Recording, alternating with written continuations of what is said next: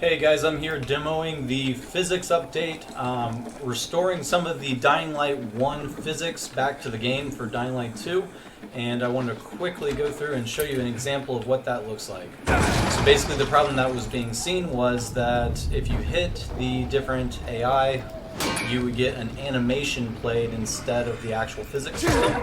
I've gone through and actually updated those systems to where physics should take place. So you see there, like, with a simple collider where they can collide into each other, one should cause the other to actually fall down if they really are these simple zombies. And things like explosions and those kind of things are updated to allow you to actually affect them. But you can see here that even hitting them in the legs can cause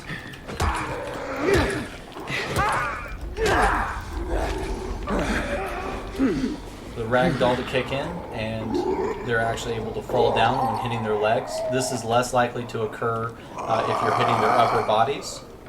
I'll show you an example of what this looks like with explosions.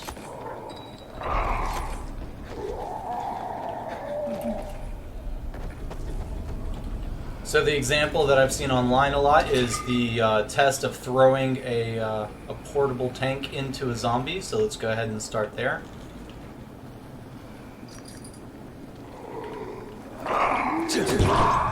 You can see that the physics system comes in and knocks them all the way to the ground. If you hit them in the legs, it will also knock them down, just like in the original game.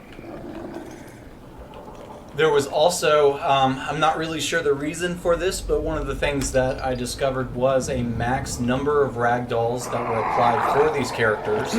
And so this will also increase the amount of characters that can have ragdolls affected. I think I went up to 16 on that, so you can potentially take down a very large mob. But I'm going to show you the difference in the explosions, so if we go ahead and start that.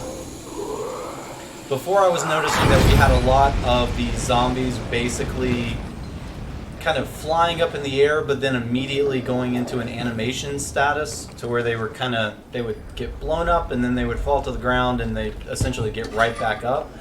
This has been changed to where all zombies in the area affected by the explosion will fly up in the air and be disembodied if they're close enough.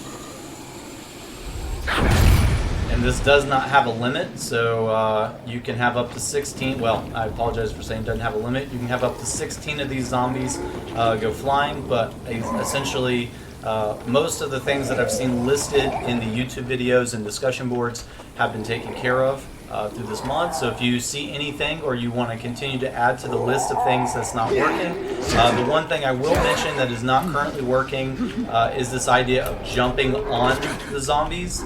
I've not hooked this up yet, and I'm still searching through the code to try to get that system working.